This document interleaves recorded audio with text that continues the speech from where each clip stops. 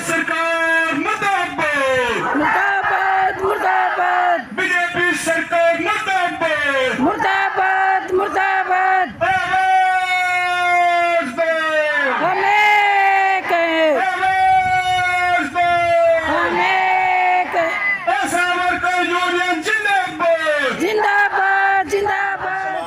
जो कि इतने लंबे समय से आप अपनी एकजुटता का परिचय दे रहे हैं। इसके अलावा जो भी साथी आज अपने आशा वर्करों के जो समर्थन में जितनी भी यूनियन आए हैं, मैं ग्रामीण सफाई कर्मचारी यूनियन की तरफ से, सिट्टू जिला कमेटी की तरफ से तमाम सभी यूनियनों का यहाँ पे हार्दिक अभिनंदन करता हूँ, धन्यवाद करता हूँ। साथियों, मैं एक बात और भूल गया। अपने बीच में साथी जैसे कि चौकीदार सभा के प्रधान ने रखी, अपने सभी यूनियनों का जो आंदोलन है वो कंटिन्यू चल रहा है। सफाई कर्मचारी भी आंदोलन में, अपनी आशा वर्कर बहनें भी आंदोलन में, आंगनबाड़ी भी, मिड डे मील भी। लेकिन ये चौकीदार जो यूनियन अपनी फिलहाल ही एक बहुत बड़ी कह सकते हैं इस चीज को, लेकिन जो एक उपेक्षा की सरकार से वो तो किया नहीं, लेकिन काफी लंबे संघर्ष के बाद जो चौकीदारों की जो जीत हुई है, 4,000 रुपए इनके मानदेय में जो बढ़ोतरी हुई है, इनके वर्दी भत्ते में बढ़ोतरी है, इनका साइकिल अलाउंस जो लागू किया है, मैं CITU जिला कमेटी की तरफ से, ग्रामीण सफाई कर्मचारी यूनियन की तरफ से सभी साथियों को क्रांतिकारी लाल सलाम करता हूं, आपके जज्बे को सलाम करता हूं। मैं अपनी आशा वर्कर बहनों को एक बात ये बताना चाहता हूं, हिम्मत हारने की बिल्कुल भी जरूरत नहीं है।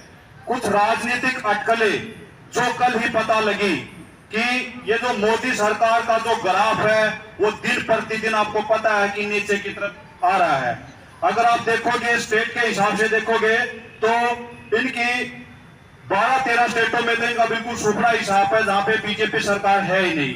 अपने इसे गिरते हुए ग्राफ को देखकर 18 से 22 सितंबर तक नरेंद्र मोदी प्रधानमंत्री जी ने एक लोकसभा का विशेष सेशन बुलाया है, और ये राजनीतिक अटकलें हैं कि उन 4-5 दिनों का जो उनका सेशन चलेगा, हो सकता है कि उसमें वो लोकसभा को भंग भी कर दे और चुनाव की आने वाले जो लोकसभा के चुनाव उसमें वो डेट भी क्लियर कर दे, क्योंकि इसका ग्राफ घटता जा रहा है। तो मेरी आपसे एक विनती है सभी आशा वर्कर बहनों से कि डरने की बिल्कुल भी जरूरत नहीं है। सरकार बिल्कुल डरी हुई है, वो चुनाव समय से पहले कराना चाहती है। अपना जो जज्बा है उसको और तेज रखो, ये गारंटी है बिल्कुल हम लोग बिल्कुल जीतेंगे जीतेंगे जीतेंगे। अभी एक चीज, ये जो सरकार है, आप एक चीज से देखो, मैंने जैसे पहला बताया कि सारी यूनियनें अपनी मांग मुद्दों को लेके करंट में जो सरकार के खिलाफ विरोध प्रदर्शन, हड़ताल प्रदर्शन दिन प्रतिदिन हो रहे हैं। लेकिन आप एक देखो, हमारी जो आंगनबाड़ी वाली जो बहनें हैं, इन्होंने भी पिछले साल 3-4 महीने तक इन्होंने अपना आंदोलन किया, लेकिन सरकार ने उनको पीटने का काम किया। हमारे जो सफाई कर्मचारी साथी है वो भी 4-5 साल से अपनी वही मांग मुद्दों को लेकर लड़ाई लड़ रहे हैं, लेकिन उनको भी पीटने का काम कर रही है। आशा वर्करों को पीटने का मतलब भी है क्योंकि आंदोलन को पीटने का काम कर रही है, अलग अलग करके पीटना चाहती है ये सरकार। इसलिए सभी ट्रेड यूनियनों ने एक 8 अक्टूबर को ललकार रैली रखी है। हम उस ललकार रैली के माध्यम से सरकार को ये बताना चाहते हैं कि हम 8 अक्टूबर को करनाल में आ रहे हैं, सारी यूनियनें अपनी एकता का परिचय देंगी। आप अंदाजा मानो, ये जो अपने बाबूजी कल थे जो लगभग 42 दिन यहाँ पे बैठ के चले गए।